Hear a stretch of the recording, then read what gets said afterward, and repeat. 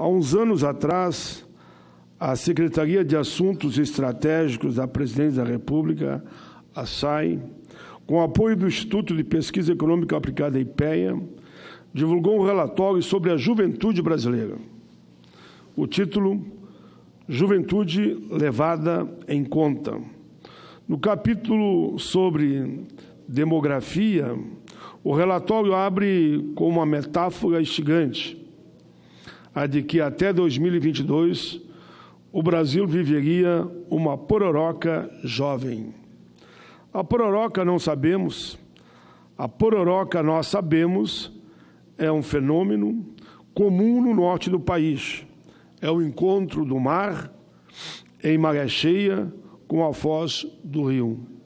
O resultado é um verdadeiro maremoto, com aquelas ondas gigantescas que avançam quilômetros sobre as correntezas dos rios para a alegria dos surfistas de todo o mundo. O termo conota profusão, abundância. A pororoca jovem, a que se refere o relatório do SAI, trata justamente disso, do pico na população absoluta de jovens do Brasil, considerando-se jovens todos aqueles entre 15 e 29 anos, como estabelece o Estatuto da Juventude. Segundo as estatísticas, esse pico foi alcançado em 2008 e há de manter-se relativamente estável pelos próximos anos. Concluída a transição demográfica, o contingente de jovens brasileiros entrará em acentuado declínio à medida que a população envelhece. Na verdade, então, trata-se antes de um platô do que um pico. Senhor presidente, esse fenômeno tem sucedido em maior ou menor medida no mundo todo, ainda que em décadas distintas. O que isso significa na prática é que, nos dias atuais, nós, no Brasil, temos a maior juventude da nossa história.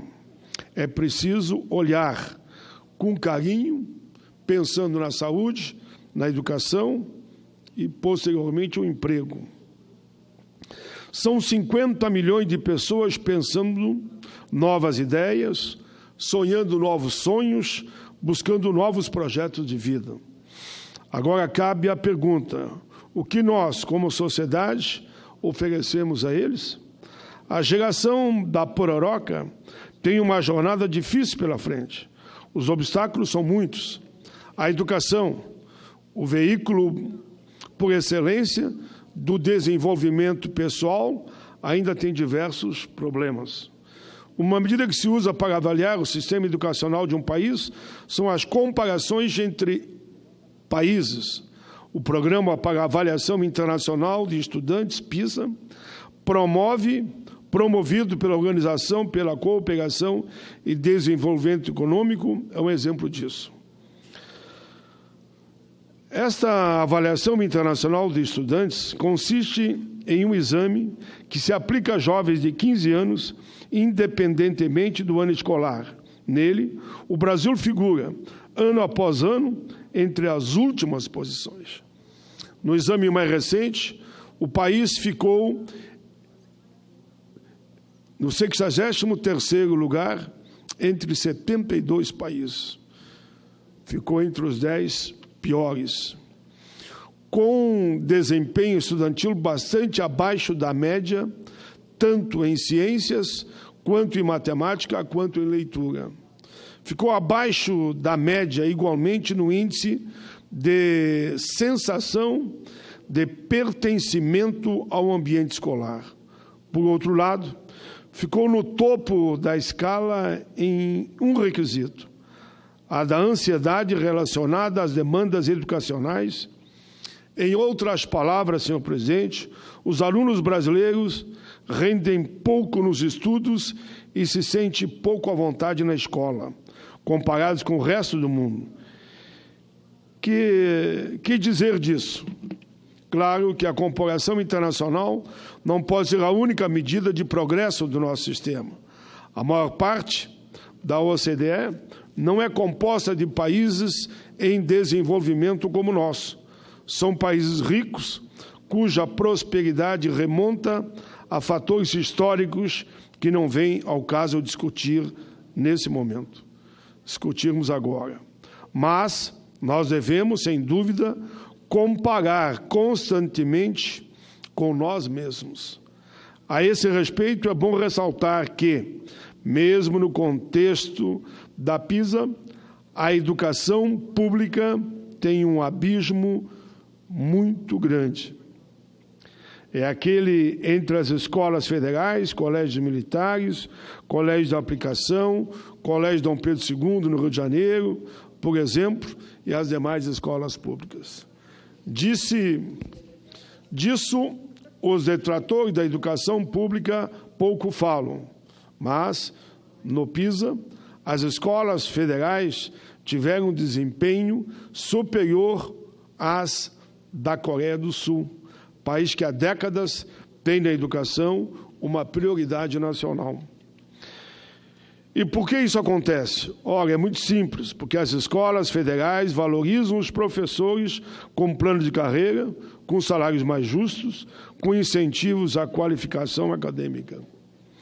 Vejam, então, que a receita para o sucesso está aqui no Brasil também, mas é preciso reinventar a roda na educação, é preciso redescobrir o fogo.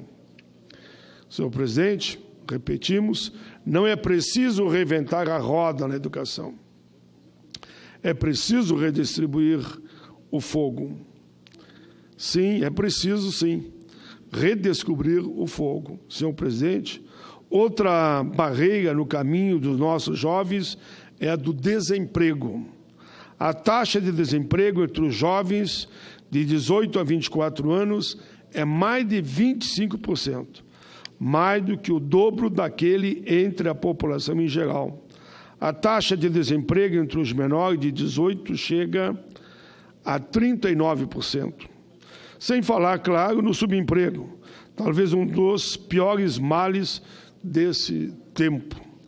Os subempregados, assim considerados, os que trabalham menos de 40 horas semanais, passavam, em fins do ano passado, dos 26 milhões de desempregados. Quase um quarto da população econômica ativa do país, segundo o IBGE. Em grande parte, o que há por aí são postos em altíssima rotatividade. Contrato de aprendiz, trabalho chamado intermitente, em que não se aprende nada ou quase nada, as parcas fontes de renda sem qualquer segurança ou estabilidade, as migagens do Uber e de trabalhos afins. Nesse contexto, muitos jovens da classe trabalhadora não conseguem sequer sustentar um período de estudos prolongado no ensino superior. Muitos são os jovens que se convencionou chamar de geração neném e que nem trabalha, nem estuda. Jovens de futuro incerto, marcados pelo desalento, acostumados à decepção e tão cedo na vida. Senhoras e senhores, essa trajetória assume diferentes formas e cores, conforme a região do país. Por exemplo, no estado do Rio Grande do Sul, meu querido Rio Grande, Pampas Gaúcho, esse processo é marcado por duas tendências. Primeiro, o êxito rural. Em 12 anos, entre 2003 e 2015, o campo gaúcho perdeu quase 400 mil pessoas, conforme dados do IBGE. Em 30 anos, essa queda foi de 37% da população rural.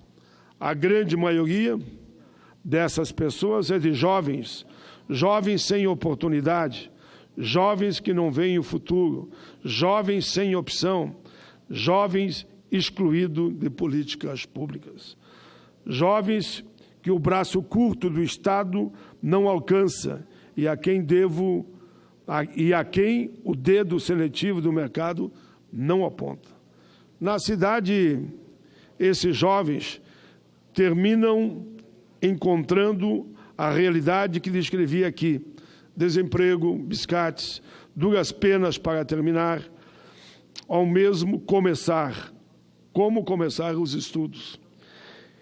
Quem pode se salva, quem não pode é consumido pela tão comum espiral da degeneração, das drogas e da criminalidade. Um indicador eloquente, senhor presidente, desse fenômeno é a concentração de jovens na população carcerária.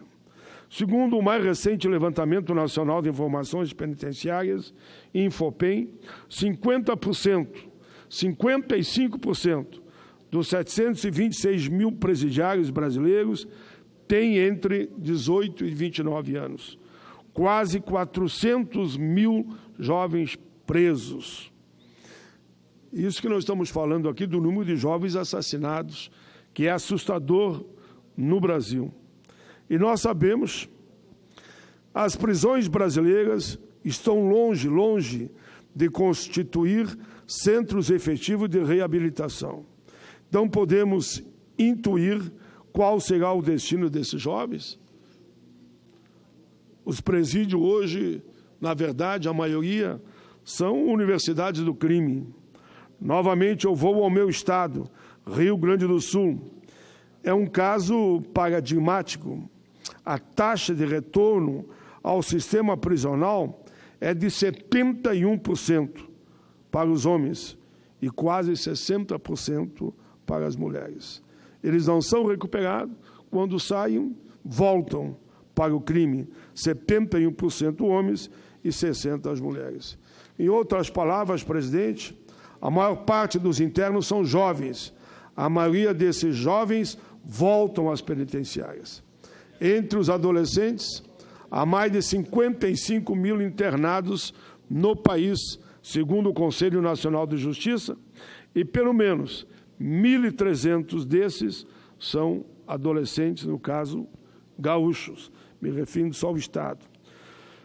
Senhor presidente, o relatório da SAI menciona como desafio do que eu chamei desde o início, pororoca jovem, o congestionamento.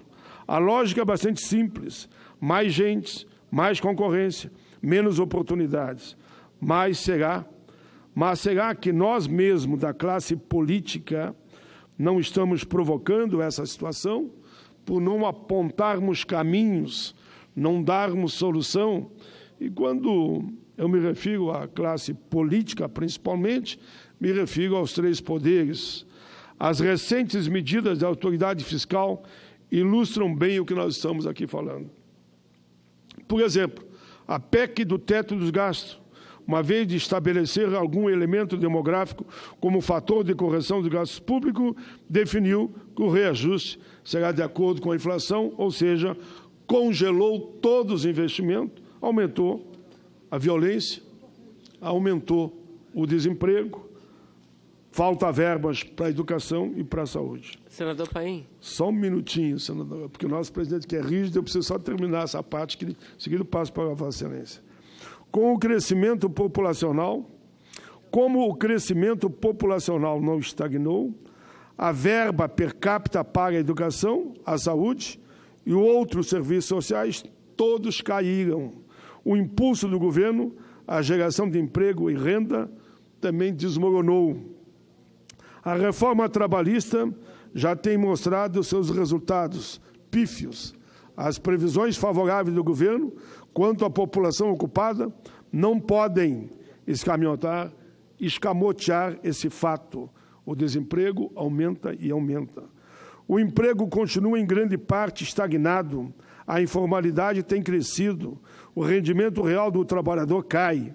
E é claro que ia cair com terceirização, como vimos ontem no próprio Fantástico, de uma demonstração que as empresas terceirizadas no país viraram tudo gabines de emprego. E olha, calcule quando aplicar e o que pode aplicar pelo projeto que aprovaram na Câmara e foi sancionado, que mesmo atividade fim pode terceirizar. As prefeituras vão virar tudo galinha de emprego, os estados a mesma coisa e a União vai na mesma linha, porque aquele projeto que eles aprovaram lá, que não passou por nós aqui, foi desarquivado um projeto de, se eu não me engano, de 98, permite a terceirização em qualquer lugar na atividade fim. Enfim, e é claro que só podia cair terceirização, trabalho intermitente, contrato autônomo exclusivo, sindicatos todos desautorizados e quebrados. E, por último, tivemos ainda a proposta de reforma da Previdência, que felizmente não saiu, pela grande mobilização popular e porque a CPI da Previdência também mostrou que a Previdência é superavitária e que aquela reforma era desnecessária, como provamos, tanto que ninguém mais fala agora que vai quebrar o país se não fazer a reforma da Previdência. Parece que agora se convenceram que não há necessidade mesmo de fazer aquela dita reforma. O governo insiste em convencer a população de que, caso não haja ainda algumas grandes reformas, o país vai ao caos. Ao caos agora, com tudo aquilo que eles fizeram, por exemplo, a PEC 95. Uma chuva de meteoros vai desabar sobre nossas cabeças, apesar dos inúmeros economistas e instituições que o negam de forma definitiva. A esse respeito, só quero lembrar que a reforma da Previdência é impopular, não é novidade para ninguém. Que ela subtrai a olhos vistos o direito do nosso povo, também não. Mas o que se tem percebido recentemente é que, ao prolongar o tempo de trabalho de quem contribuiu, a reforma da Previdência também vai passar a ser o ferrolho numa janela importante para a juventude. Porque se as pessoas, como eles estão querendo, só vão se aposentar depois de 85 anos, porque 49 anos de contribuição, 65 de idade, sabendo que a média de emprego do brasileiro já é menos que 9 meses em 12, ninguém vai se aposentar com menos de 85 anos. É simples o cálculo. Onde fica o emprego para a juventude se os mais idosos não se aposentam? É simples. Menos gente se aposentando, menos jovens sendo contratados. Então, voltamos à metáfora do congestionamento. Cada uma dessas tais reformas é como um cone na avenida, interditando o trânsito do jovem, bloqueando o seu caminho, atravacando o seu avanço. Isso não deve ser surpresa para ninguém. Avisamos isso. Avisamos aqui dessa tribuna que era exatamente isso que ia acontecer e está acontecendo.